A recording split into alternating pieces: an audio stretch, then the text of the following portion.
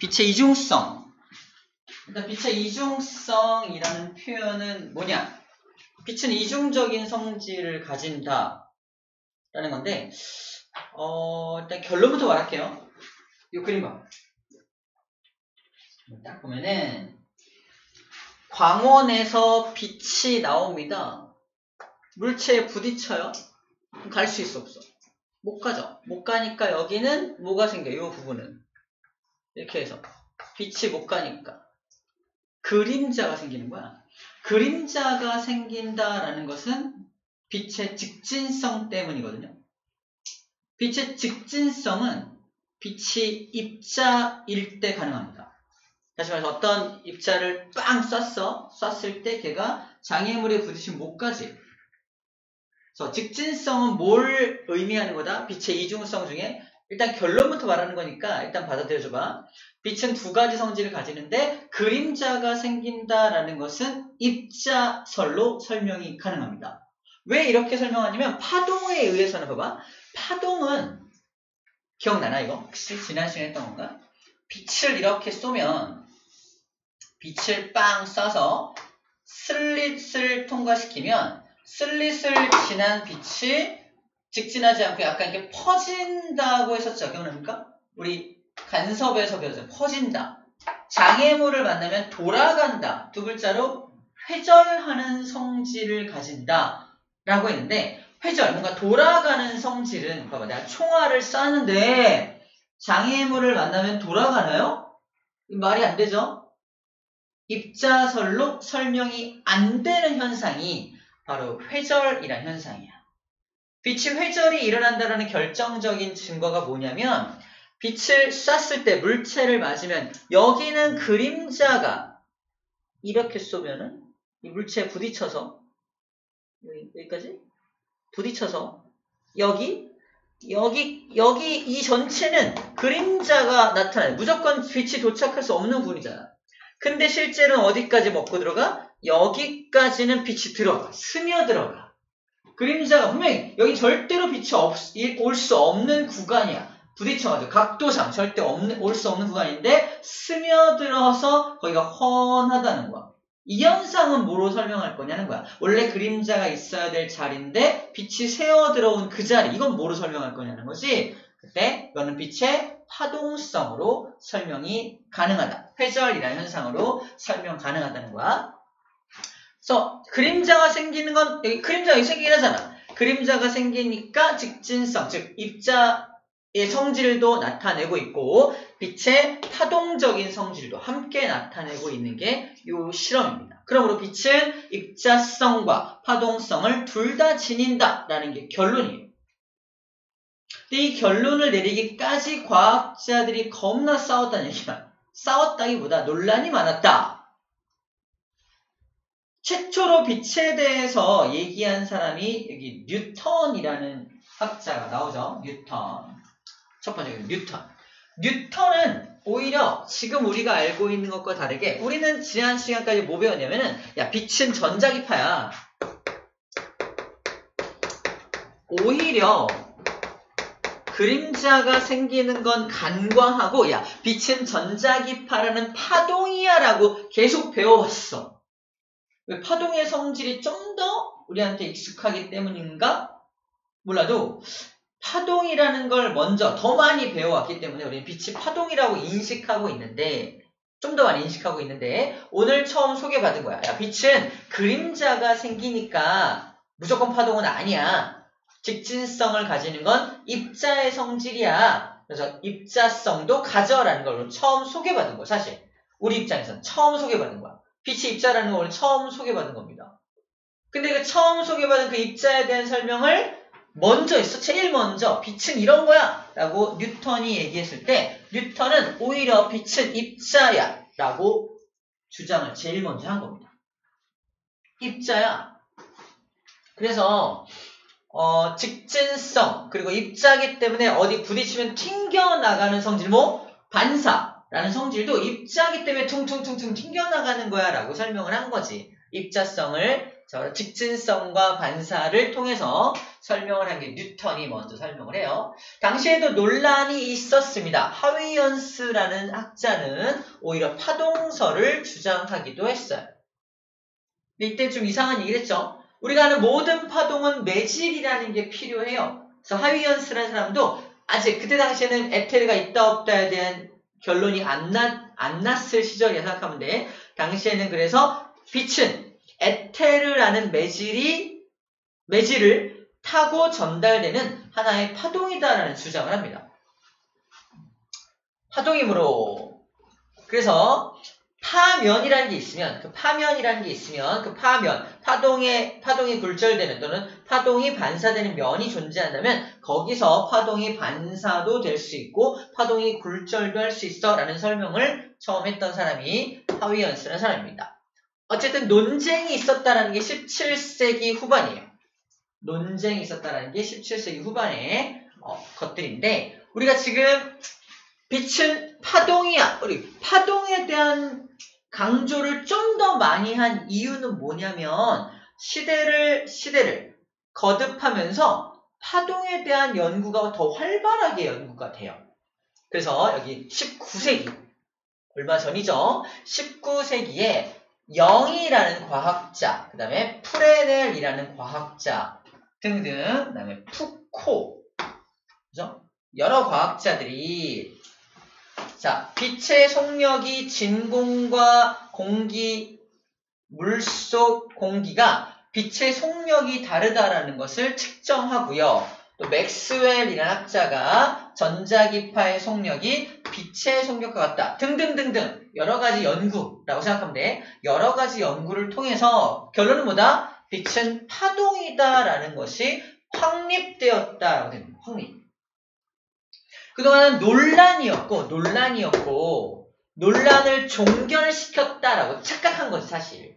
야, 논란 끝났어. 사실, 빛은 파동이었어. 봐봐, 맥스웰 방정식 딱 들어봤잖아. 그지? 이런 식으로, 방정식을 통해서 또는 실험을 통해서 또는 영이라는 사람이 이 빛의 슬릿 실험, 이것도 파동성을 소개한 거잖아. 이 실험을 통해서 파동이야라는 것들이 속속들이 실험과 계산으로 확립됨으로써 야, 빛은 결국 파동이네라고 결론을 내 사실 결론 내려버린 거야. 그게 19세기까지의 내용입니다. 수학적 증명이라고 되어 있죠. 그래서 프레넬이든 맥스웰이든 수학적으로 증명을 해냅니다.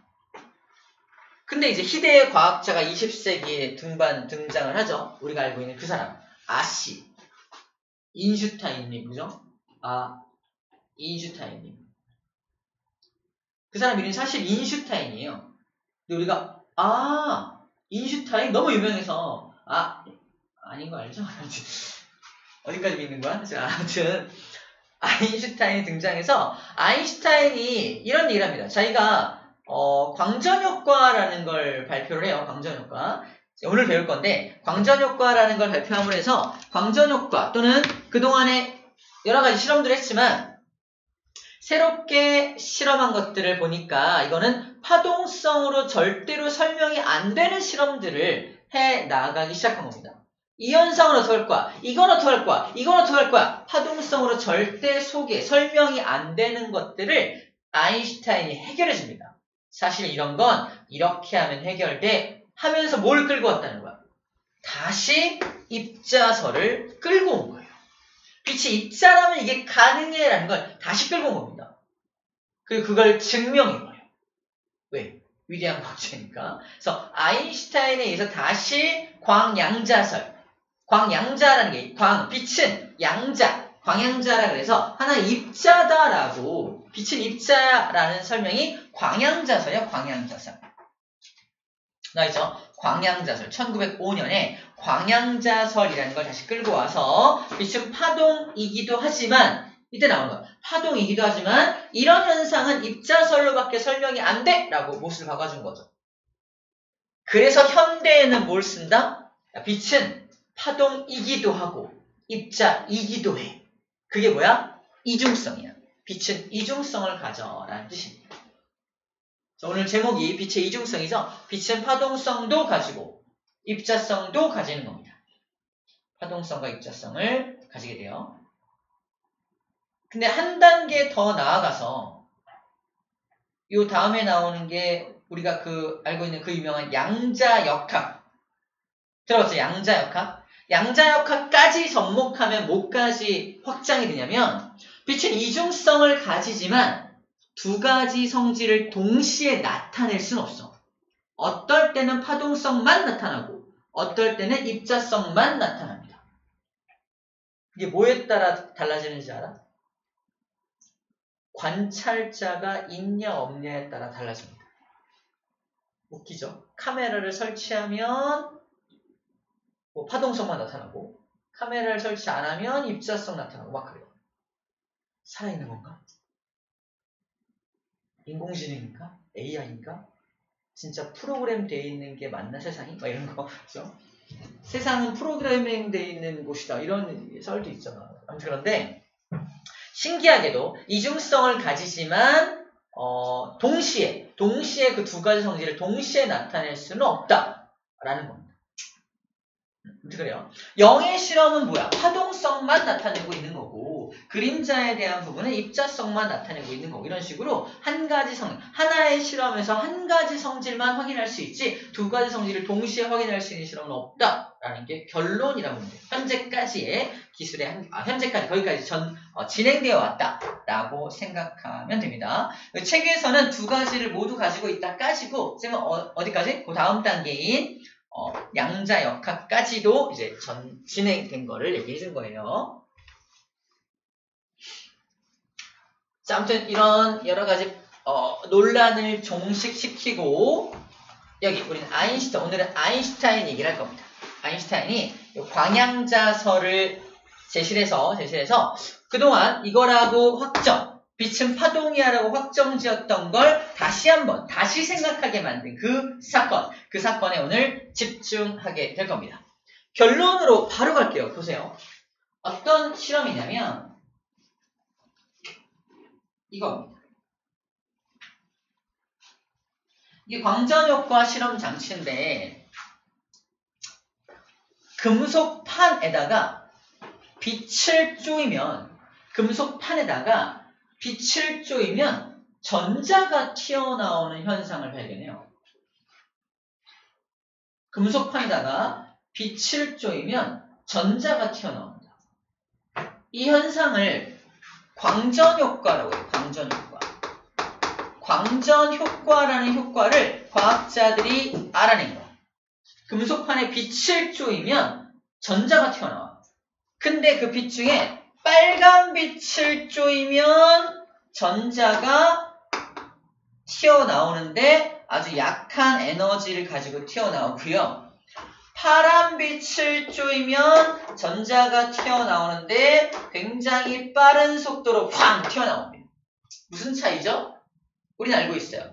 빨간 빛은 에너지가 별로 없는 빛이고요. 파란 빛은 에너지가 많은 빛이잖아. 이 에너지가 전달된 거겠구나라고 생각할 수 있겠죠? 에너지가 전달돼서 팡 튀어나오는 거겠죠. 그래서 추가적인 실험을 예측합니다. 그러면 이렇게 되면 이렇게 되겠네. 첫 번째. 당시에는 이 광전효과도 역시 파동에 대한 개념으로 설명할 수밖에 없었죠. 봐봐. 지금 현재 과학 19세기 말까지 결국 빛은 파동이었어! 라고 결론 내리고 이 광전효과라는 현상을 이제 과학자들이 처음 알게 된 거야. 그럼 이것도 우리가 알고 있는 빛의 파동성으로 설명해보자! 하고 접근하기 시작한 거죠. 그 얘기야, 첫 번째. 빛의 세기만 충분히 세다면 빛의 진동수가 작아도 광전자가 방출되어야 한다. 무슨 말이냐면 여기 금속판이 이렇게 있고요. 여기다가 아주 에너지가 작은 빨간 빛을 쏩니다. 아주 에너지가 작은 빨간 빛을 쏴. 그러면 이 파동, 빛은 파동이기 때문에 즉 에너지이기 때문에 에너지가 쌓이면 점점 에너지는 많아지는 거 맞죠? 에너지가 쌓이면 에너지는 많아지는 거야. 우리 지난 시간 배웠던 간섭이 뭐야? 적은 위상과 또 다른 적은 위상이 만나면 큰 위상으로 변하는 거잖아. 에너지가 많아지는 거야. 진폭이 에너지거든요. 그런 식으로 쌓이면 더 에너지가 많아지니까 여기 있던 전자가 충분한 에너지를 공급받아서 튀어나올 거야! 라고 예측한 거죠. 왜? 빛은 파동이니까. 아주 작은 에너지인 빛을 쏘더라도 계속 오랫동안 쏘면 언젠간 저 전자가 에너지를 공급받아서 충분한 에너지를 공급받아서 튀어나올 거야 라는 겁니다. 전자가 튀어나오는 이유는 간단합니다. 이 전자가 이 원자 안에 속박되어 있는 이유가 뭐야? 에너지가 부족해서야. 맞잖아. 얘가 얘를 잡아당기는데 얘를 도망칠 에너지가 부족하니까 속박되어 있는 건데 얘한테 에너지를 충분하게 공급한다면 도망가겠지. 얘가 무한대까지 도망간 게 자유전자잖아요. 그렇게 튀어나온다는 얘기입니다. 그렇게 이해한 거지. 그래서 얘한테 에너지를 충분히 공급한다면 튀어나와서 자유전자가 될 수 있어 라고 예측한 거야. 오케이, 그럴 거야 라고 예측했는데 실험 결과는 어땠다? 굉장히 작은 에너지를 가진 빨간 빛을 비추면 1시간, 10시간, 하루, 100일, 1년 동안 쏘여도 절대로 전자가 튀어나오지 않더라는 겁니다. 왜 이러지? 파동이라면 분명히 튀어나와야 되는데 왜 안 튀어나오지? 난 잘 모르겠어. 과학자들 포기. 아직 아인슈타인 등장 안 했어. 포기. 모르겠어. 이거 왜 그런지 모르겠어. 자, 두 번째. 빛의 세기가 약하면 전자를 방출시키기 위해 필요한 에너지. 봐봐. 세기가 약하다는 표현과 진동수가 작다는 표현은 구분해줘야 돼. 빛의 진동수가 작다는 건 빨간색 빛이란 얘기죠. 맞죠? 아주 약한 빨간 빛을 생각하면 돼. 아주 약한 빨간 빛은 쏘면 누적되어서 광전자가 방출되어야 돼. 근데 그 약한 빨간 빛을 쏘면 1년이 지나든 2년이 지나든 절대 전자가 튀어나오지 않는 게 실제 실험 결과였다는 게 첫 번째 실험이야. 두 번째 뭐냐면 빛의 세기가 약해. 무슨 말이냐? 진동수는 많아. 에너지는 많아. 파란 빛이야. 근데 엄청 약한 파란빛. 엄청 약한 파란빛. 그러니까 레이저, 파란 레이저인데 엄청 진한 레이저가 아니라 엄청 약한 파란빛. 그러니까 빛의 세기가 약하다는 건 진동수가 많은, 에너지가 많은 빛이지만 세기가 약하다. 다시 말해서 이런 거야. 파란 전등을 하나를 켜. 약하죠? 파란 전등을 100개를 켜. 엄청 밝죠? 이 느낌이야. 파란 전등 100개를 키면 에너지가 많은 빛이 빛의 세기가 엄청 세서 엄청 밝은 거야. 두 번째, 빨간 빛은 에너지가 작지. 하나를 켜. 에너지가 작은 빛이 약한 거야. 근데 빨간 빛을 100개를 켜. 에너지가 작은 빛이 엄청 밝은 거야. 이해요? 에너지는 작지만 여러 개를 켰으니까 빨간 밝은 빛이 있는 겁니다. 이해돼요? 그 느낌이야. 밝다, 어둡다, 세기가 강하다, 약하다, 그리고 진동수가 작다, 진동수가 강하다, 많다 이런 개념을 좀 구분해주라는 얘기야. 자, 지금 보는 건 뭐다? 빛의 세기가 약하면 이라고 하면 돼 있으니까 뭘 상상해주면 되냐면 진동수는 많아. 그러니까 파란빛이야. 파란빛인데 등을 하나만 킨 거. 되게 약한 파란빛을 떠올려주면 돼. 예를 들어서 두 번째는 약한 파란빛이야. 아주 약한 파란빛을 떠올려주면 돼요. 첫 번째도 굳이 쓴다면 약한 빨간빛입니다. 약한 빨간빛을 비추면 그러니까 파동이라면 누적돼서 결국 전자가 튀어나와야 돼. 하지만 실제로는 튀어나오지 않았다는 뜻이고요. 약한 파란빛은 약하니까 에너지가 적으니까 약하니까 얘도 좀 오랫동안 시간이 좀 걸릴 거야. 왜? 약하니까 전자를 튀어나오게 하는 데 있어서 좀 에너지가 누적되어야 하니까 시간이 좀 걸릴 거야 라고 예상한 거죠. 시간이 좀 걸려야 될 거야. 하지만 실제 실험 결과는 체크, 즉 신호. 약한 파란빛 전자 팡! 바로 튀어나와. 왜 이러지? 당시 과학자들 포기. 모르겠어. 왜지? 전혀 모르겠는데. 세 번째, 빛의 세기가 세다. 빛의 세기야, 이번에도. 세기가 세면 에너지가 많다는 건 이해가 되죠? 에너지 많을 거 아니야. 그래서 튀어나오는 전자의 운동 에너지도 클 거야. 자, 이거는 뭐 생각하냐? 이거 생각하면 돼. 약한 파란빛을 비추면 전자가 즉시 튀어나오죠? 그때 튀어나온 전자가 슝슝 운동 에너지가 있을 거야. 비교, CF, 강한 파란빛을 빵 비추면, 우와! 강한 파란빛이니까 에너지가 많을 거 아니야? 튀어나온 전자가 겁나 빠를 거야. 라고 예상했다는 뜻이에요. 하지만 실제 실험 결과는 어떻다? 운동 에너지가 뭐하다? 빛의 세기와는 관계가 없다. 빛이 강한지 약한지랑 상관없다. 뭔 소리야? 튀어나온 전자의 운동 에너지는 똑같았다. 라는 말입니다. 왜지? 다만 빛의 진동수가 크면, 다시 말해서 강한 파란빛, 약한 파란빛이 아니라 보라색빛. 예를 들어서 약한 보라색 빛을 쏜 거야. 보라색이 파란색보다 좀 더 에너지가 많은 거 알죠? 약한 보랏빛을 쏴요. 보랏빛. 그랬더니 튀어나온 전자의 운동 에너지가 얘보다 훨씬 빨랐습니다. 심지어 누구보다 강한 파란빛으로 튀어나온 전자의 운동 에너지보다 약한 보라색 빛으로 튀어나오게 한 전자가 훨씬 더 빨랐다는 거예요. 이거 당시 과학자들은 마찬가지로 알 수가 없었다. 이게 두 번째 이거야. 빛의 진동수가 클수록 운동 에너지가 크다. 여기까지입니다. 빛의 진동수가 큰 녀석을 쏘면 튀어나온 전자의 운동 에너지가 크다. 라는 뜻이야. 마지막 세 번째는 뭐냐면 단위 시간당 방출되는 광전자의 개수. 전자가 몇 개 튀어나오냐에 대한 개념인데, 약한 파란빛과 약한 보라색 빛은 둘 다 쏘면 전자가 둘 다 하나씩만 튀어나와. 근데 얘는 운동 에너지가 작은 전자, 얘는 운동 에너지가 큰 전자가 튀어나오는 거지. 근데 강한 파란빛을 쏘면요, 운동 에너지는 똑같아, 전자가.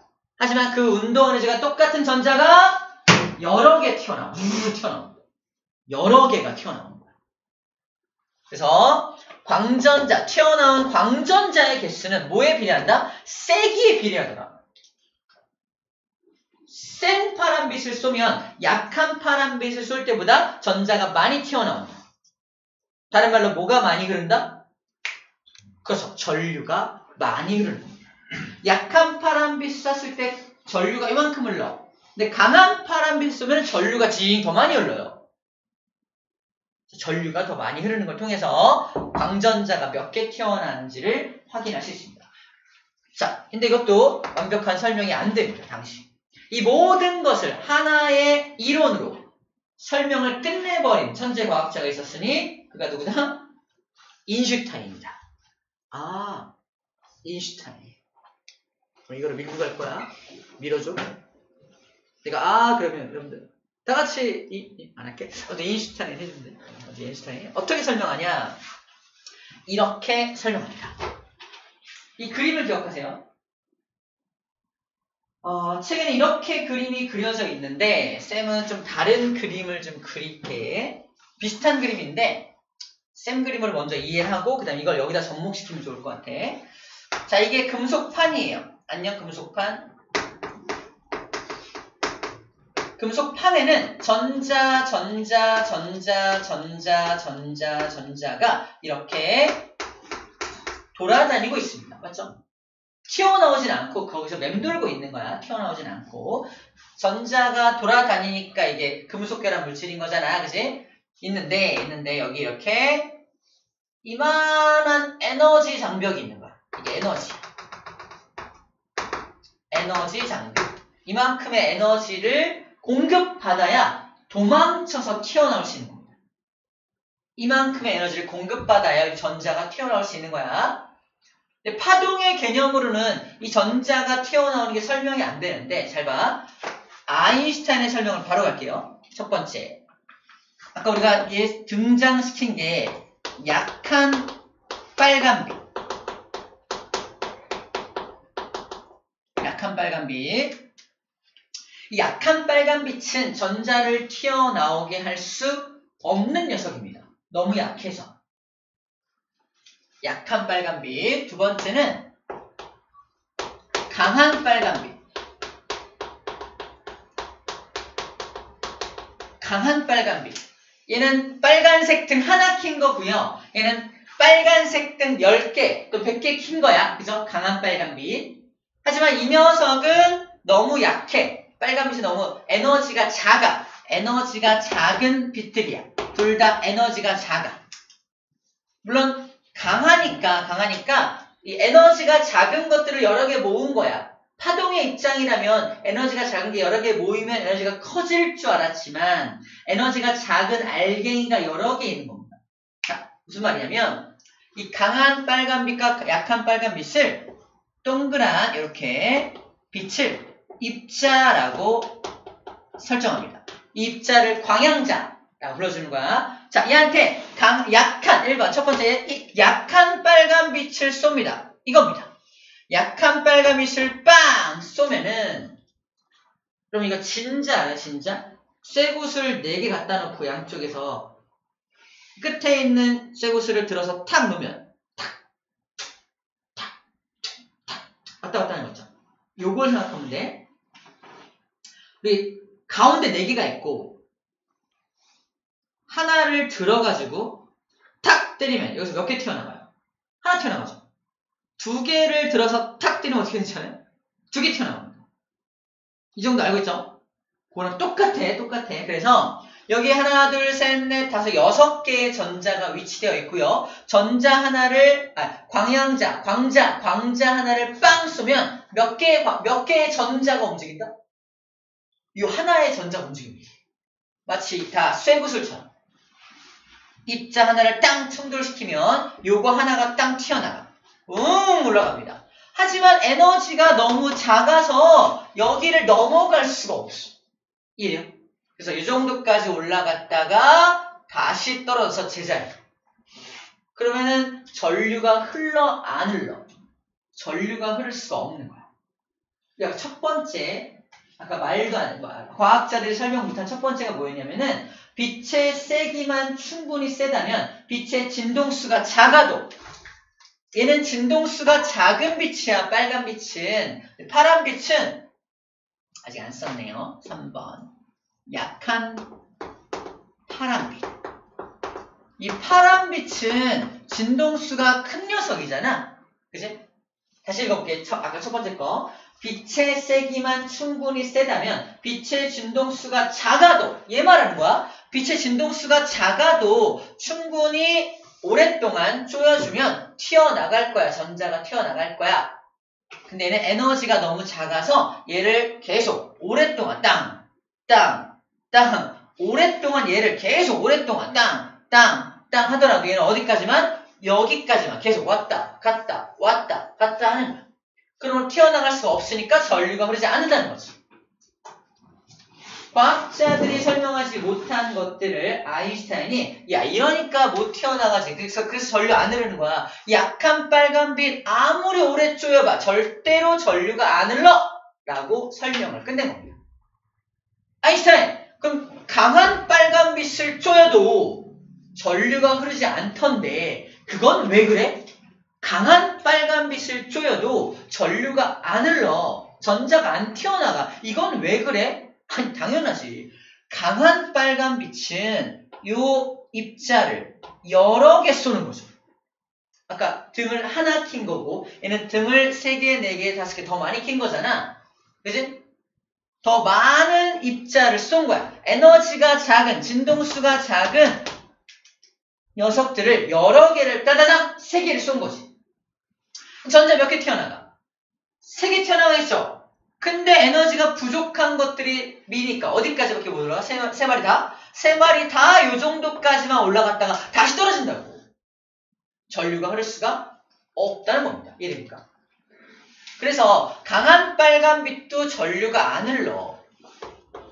약한 빨간빛도 전류 안 흘러. 그럼 강한 빨간빛을 오랫동안 쬐겨주면요. 3개 빵! 띠릭. 3개 또 빵! 띠릭. 3개 또 빵! 띠릭. 하루 종일 이러고 있다가 1년 가는 거예요. 그죠? 절대로 튀어나올 수 없다는 뜻입니다. 오랫동안 쪼이더라도 안 돼. 라는 거예요. 근데 파란빛을 쪼이면 그게 약한 파란빛이더라도 전자가 바로 튀어나간다는 겁니다. 과학자들이 뭐라고 예측했어? 야, 파란빛이더라도 약하니까 좀 얘가 튀어나가는데 시간이 좀 걸릴 거야 라고 예측했지만 이 파란 빛은요, 진동수가 충분해. 즉 에너지가 충분해서 이 전자랑 빵 부딪히면 어떻게 돼? 전자를 슝 올려서 여기를 지나가게 만들 수 있다는 겁니다. 예를 들어볼게. 이 전자가 넘어가야 될 에너지가 얼마냐면 100줄이라고 가정해 봅시다. 근데 요 광입자가 내가 빵 쐈을 때 얘가 가지고 오는 에너지가 120줄의 에너지를 가지고 빵 충돌한다면 그 중에 100은 여기를 넘어가는 데 쓰고요. 나머지 20만 얘가 가지고 20을 가지고 슝 진행하는 겁니다. 얘가 가지고 있는 20이라는 에너지가 뭐로 나타나는 거야? 운동 에너지로 나타나는 겁니다. 운동 에너지. 그래서 얘는 운동 에너지가 20줄인 거야. 이 K가 20줄로 나타나게 되는 겁니다. 너무 간단한 더하기 빼기야. 야, 120줄로 빵 쐈는데 얘가 올라가는데 100을 썼어. 얼마 남겠어? 20 남아요. 그게 운동 에너지 이 뜻입니다. 응? 근데 전자가 하나만 튀어나갔으니까 전류는 쬐끔밖에 안 흐르겠죠. 운동 에너지하고 전류랑은 상관이 없어요. 전류는 전자가 튀어나온 개수가 많을수록 전류가 많이 흐르는 거니까. 맞죠? 지금 졸면 전기 감전돼요. 절대 졸면 안 돼요, 지금. 전류가 흐를 거야. 이런 방법. 잠을 깨는 방법이 있어요. 몸에 전류를 흐리는 방법. 책상 모서리에 여기 부분을 충돌시켜요. 우연히 충돌하면 더 아픈데 자기가 인위적으로 충돌시키면 전기를 느낄 수 있습니다. 그냥 이렇게 해도 여기 알아요? 뭔지 알아요? 네. 자, 잠이 온다. 전기를 발생시키십시오. 지금. 이건 광전 효과인가? 아니겠죠? 진짜 그래? 자, 마지막 비교할 건 강한 파란빛입니다. 강한 파란빛은 뭘 쏘는 거야? 이게 하나가 아니라 2개, 3개 쏘는 거잖아. 그지? 그럼 120짜리를 3마리 쏘니까 너를 각각 120의 에너지를 땅땅땅 공급하는 거야. 그럼 요 하나, 둘, 3마리가 땅땅땅 밖으로 튀어나갈 때 각각 가진 에너지가 20이겠죠. 그래서 운동 에너지는 모두 같다는 거야. 야, 강한 파란빛을 쏘면 더 강한 에너지니까 튀어나간 전자의 운동 에너지가 더 크지 않을까? 아니, 똑같이 20인데 이게 그 얘기예요. 이해돼요? 대신에 전자가 많이 튀어나가니까 뭐가 많이 흘러? 전류가 많이 흐르겠지. 그죠? 자, 이렇게 해서 요 실험을 가지고 그동안 과학자들이 해결하지 못했던 그 3가지 이슈를 모두 해결해 준 겁니다. 그때 아인슈타인이 도입한 게 뭐야? 빛은 양자라는 입자이다. 광양자 설이야. 빛의 입자라면 이게 설명이 가능하다. 에너지를 가진 입자라면 이게 설명이 가능해. 그동안 19세기까지 우리가 파동이라고 알고 있었는데 이 실험만큼은 입자성을 도입하지 않으면 설명이 안 돼. 아인슈타인이 다시 입자설을 끌어온 거야. 지금은 어때요? 그래서 입자성도 인정. 그래서 이중성이라고 불러주고 있다는 겁니다. 아인슈타인이 이거를 끌어와주지 않았다면 아직도 우리는 빛은 파동이야 라고 알고 있을 겁니다. 그리고 파동으로 설명이 안 되는 것들은 이거는 우리 영역이 아니에요 라고 치부하고 있겠죠. 마치 뭐처럼 암흑에너지, 암흑물질처럼. 암흑에너지, 암흑물질은 우리가 설명이 안 돼요. 그래서 이름이 암흑이야. 암흑으로 다 뭉탱이 치는 거죠. 뭉탱이란 말이 맞나? 그냥 그 해결이 안 돼. 암흑에너지라서 그래. 그 물질은 뭔가요? 암흑물질이야. 그죠? 이렇게 하는 거야. 또 우리가 인식할 수 없는 것들을 아인슈타인 얘기를 많이 했죠. 상대성 이론 이런 것들도 인식할 수 없는 것들 많잖아 우리가. 물론 증명이 된 것도 있지만 증명이 안 되는 것들도 있거든요. 그런 것들도 이제 우리 차원이 아니야 라고 치부해버리는 게 많습니다. 우리가 3차원, 4차원에 살고 있는데 이거는 5차원, 6차원으로 설명이 가능해. 이런 것들이 있어요. 그런 것들까지도 이제 우리는 뭐 천재 과학자들이 이런 게 있을 것이다 라고 소개해 줬지만 우리가 검증할 수 없기 때문에 그건 우리가 할 수 없는 것들이야 라는 것들이 아직도 있어요. 있긴 있습니다. 그 중에 대표적인 게 이름 붙어 있는 게 암흑물질과 암흑에너지 정도입니다. 자 이제 정리할게요. 봐봐. 정리합니다. 정리하고 쉴 시간 됐냐? 됐네요. 잠깐 쉴게요. 봐봐. 이 금속판은 그래서 금속판에서 전자가 튀어나가려면 이만큼의 에너지가 필요하잖아. 이게 금속마다 달라. 금속마다 저 에너지 값이 다 달라. 금속의 종류에 따라 다릅니다. 전자 입장에서는 이만큼의 에너지, 지금 이만큼의 일을 해야 튀어나갈 수 있다라는 입장에서 W 값이라고 표현하고요. 이름하여 일함수 값이라고 표현되어 있습니다. 나와있죠? 일함수 값. 야, 전자가 튀어나가려면 이만큼의 일함수를 넘어가야 돼! 라고 표현하고 있는 거야. 보이나요? 일함수값, 얘가 넘어가야 될 에너지 벽입니다. 일함수값. 얘가 빨간빛, 즉 에너지가 일함수값보다 적은 에너지가 공급되면 절대 튀어나갈 수가 없죠. 그죠? 근데 튀어나가게끔 딱 일함수만큼의 에너지를 공급한다면 예를 들어서 파란빛이 120이니까 빨주노 초록색쯤 한 초록색 빛쯤 돼가지고 딱 100줄 정도 그렇죠? 딱 100줄 정도의 에너지를 가진 입자를 빵 쏘면 어떻게 될까? 전자가 딱 튀어나가. 하지만 운동하진 않아. 맞죠? 운동 에너지가 빵일 거 아니에요. 그때 이 초록색 녀석의 진동수를 뭐라고 한다? 한계 진동수. 딱 요 금속을 딱 튀어나갈 정도의 진동수를 한계 진동수라고 불러줍니다. 한계 진동수. 다른 말로 문턱 진동수라고 돼요. 문턱 진동수. 딱 요 문턱을 넘을 만큼의 진동수를 문턱 진동수라고 합니다. 근데 이 파란색은 한계 진동수 또는 문턱 진동수 이상의 진동수를 가지기 때문에 튀어나가기도 할 뿐더러 운동 에너지도 가지게 되는 거야. 그 에너지 차이만큼.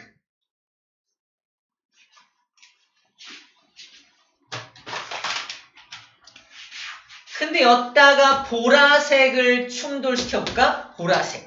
보라색은 얼마의 에너지를 가지고 있다? 140줄 정도의 에너지를 가지고 있는 입자라면 빵! 충돌되면 몇 개의 전자가 튀어나가? 하나 튀어나가지만 운동 에너지는 얼마가 돼? 40줄이 되는 거죠. 그래서 약한 보라색 빛을 쏘면 전류가 세지진 않지만 튀어나간 전자의 운동 에너지는 커지게 되는 겁니다. 맞죠? 아까 잠깐 소개했던 게 이렇게 연결됩니다.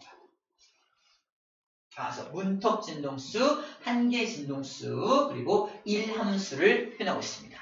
한계 진동수를 기호로 한계라고 쓰지 않고요. F0라고 표현합니다. F0가 한계 진동수를 표현하는 기호예요. 자, 그럼 이 공식이 이제 이제 이 공식을 이해할 수 있는 거야. 야, 튀어나간 전자의 운동 에너지를 어떻게 구해? 너 어디 갔어? 너 왜 20이야? 라고 물어보니 뭐라 그래? 저한테 쏜 광자의 운동 에너지가 120이었고요. 이 함수가 100이니까 저는 20이에요. 라고 말할 거 아니야. 이겁니다. 그래서 이렇게 자기 운동 에너지인데 어떻게 구한 거다? 광자의 운동 에너지, 광자의 에너지에서 제 일함수를 뺀 값만큼이에요. 자, 우리 앞에서 배웠어. 광자의 에너지는 뭐에 비례한다? 진동수에 비례하잖아. 그죠? 근데 이거를 비례식을 는으로 바꿀 때 뭐가 필요해? 플랑크 상수 HF라고 쓰잖아. 그지? 그래서 광자의 에너지를 HF라고 표현한 겁니다. 광자의 에너지를 HF라고 표현하고 광자의 에너지에서 이 금속을 빠져나오는 데 필요한 일함수를 빼면 저의 운동 에너지가 나와요 라고 말하는 거라고. 어려운 공식이 아니야. 새로운 게 아니라고요. 그냥 더하기 빼기 문제입니다. 기호만 익히면 되는 겁니다.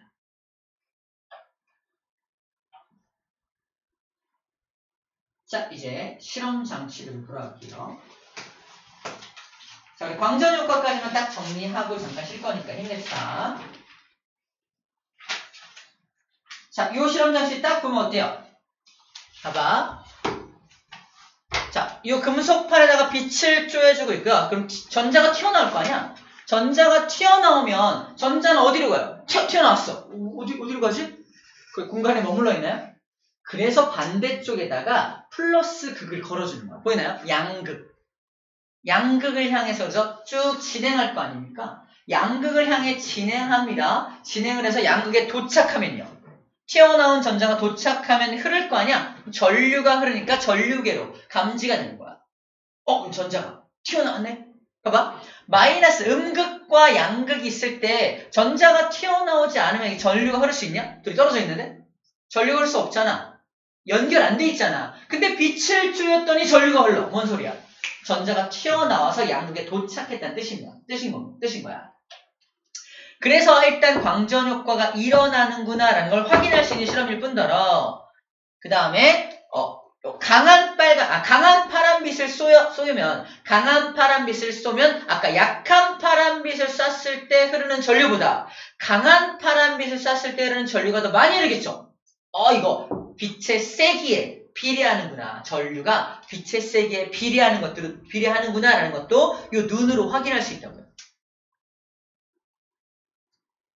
이거죠. 전류계로 측정하면 광전자가 많이 튀어나왔는지 적게 튀어나왔는지를 알 수 있다라는 말이 이 얘기입니다. 그 다음에 이 전압계 보여요. 전압계가 의미하는 게 뭐냐면 전류를 밀어주는 힘이 전압이잖아. 전류가 얼마나 센 힘으로 밀려 나오고 있냐. 즉, 뭘 측정하는 거다? 운동 에너지를 상대적으로 측정하는 녀석이 전압계입니다. 야, 전자의 운동 에너지를 어떻게 측정해? 전자, 스피드건으로 측정하는 거야. 전자의 질량, 2분의 mv 제곱이니까 질량하고 전자의 속도를 알아야겠죠. 어떻게 우리가 알아내? 전압계를 이용해서 그냥 상대적으로 알아내는 겁니다. 전압계를 어떻게 상대적으로 알아냅니까? 자, 요게 다음 그래프로 이해가 되는지 한번 여러분 잘 봐보세요. 이 그래프까지가 마지막입니다. 다음 장 봐봐.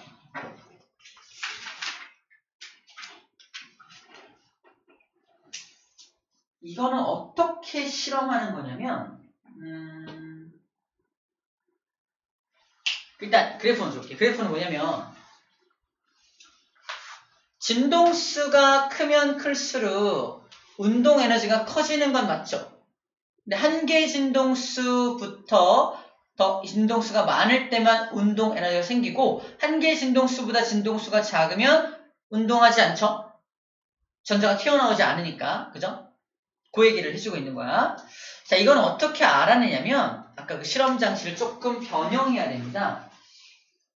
자, 요 실험 장치는 그냥 전압계가 더 많은 전압계, 이게 숫자가 많이 나오면 이게 좀 더 에너지가 많다는 걸 확인하는 거고, 자, 이 실험 장치를 조금 변형해서 추가 실험을 할 수 있는데 잘 봐봐. 어떤 실험을 할 수 있냐면 여기다 음극을 걸고요. 여기다가도 양극이 아니라 음극을 걸어요. 입니다.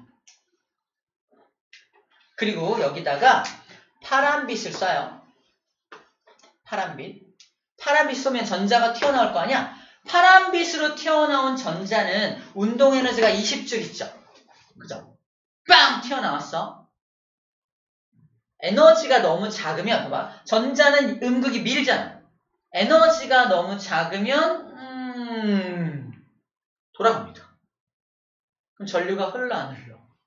안 흐르죠. 근데, 보라색 빛을 쐈어. 보라색 빛을 쐈더니 전자가 튀어나왔어. 에너지가 어때요? 많죠? 자, 이제 전자야. 빵! 도착. 이 음극의 전압을 조절합니다. 음극에다가 전압을 10V로 걸었더니, 아니다, 100V 하자. 100V로 걸었더니, 보라색 빛은 도착해. 보라색 빛을 쐈을 때 튀어나온 전자는 도착을 해. 근데 100V 걸었더니 파란색 빛을 쐈을 때 튀어나온 전자는 도착을 안 해. 누가 에너지가 더 많은 거야? 보라색 빛을 쐈을 때 튀어나온 전자가 에너지가 더 많다는 걸 확인할 수 있는 실험입니다. 야, 그러면 파란색 빛은 몇 볼트야 도착해? 야, 파란색 빛은 80V야 도착해, 겨우. 이해돼? 무슨 말이지? 이 볼트에 따라서, 야, 도착하는 볼트가 얘는 보라색은 이만큼이야. 파란색은 이만큼이야. 그죠? 이 볼트를 통해서 뭘 할 수 있다? 튀어나온 전자의 운동 에너지를 상대적으로 알아낼 수 있다. 와, 천재들이죠. 이 방법으로 튀어나온 전자의 운동 에너지를 상대적으로 알아냅니다.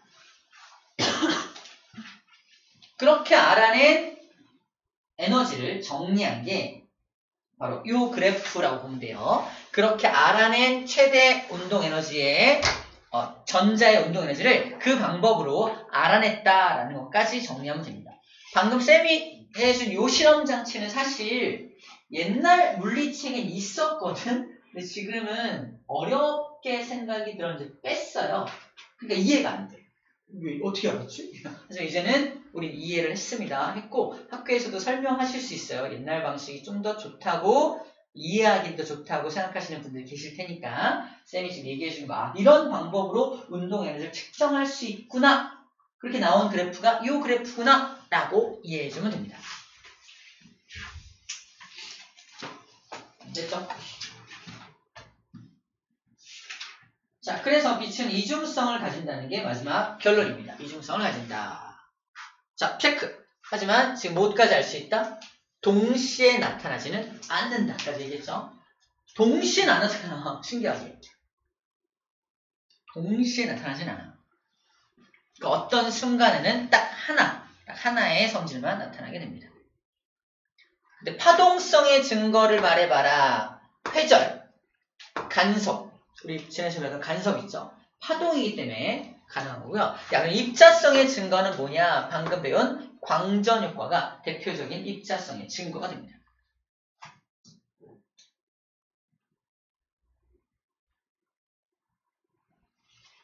사진을 찍고 현상을 하는 현상. 사진을 찍을 때는 빛이 카메라 렌즈로 들어와서 굴절해서 건판에 도착하죠. 여기 필름에 도착하잖아. 그래서 굴절이니까 이 상이 도착하는 과정까지는 굴절로 설명하니까 바로 파동성으로 설명이 되는 거야. 나와 있어요. 렌즈를 지나 이 건판이라 그래. 그 필름 부분을 건판에 도착하기까지는 파동성으로 설명하는데, 자, 건판을 감광시켜서 이 인화시키는 과정은 입자성으로 설명합니다.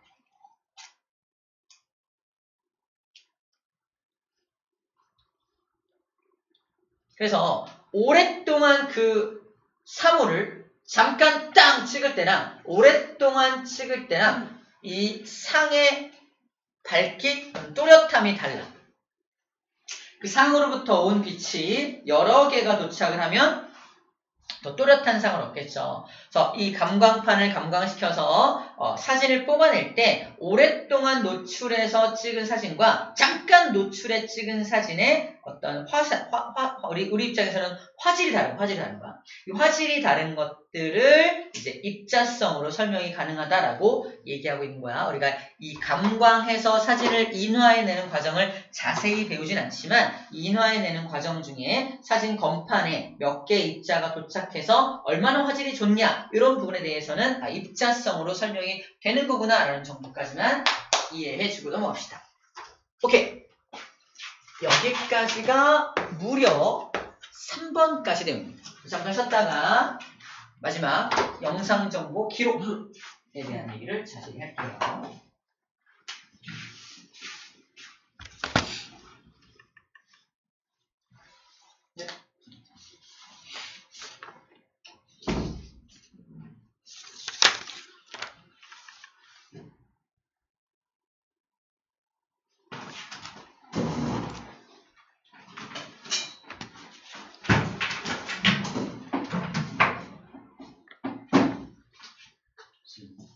결제 좀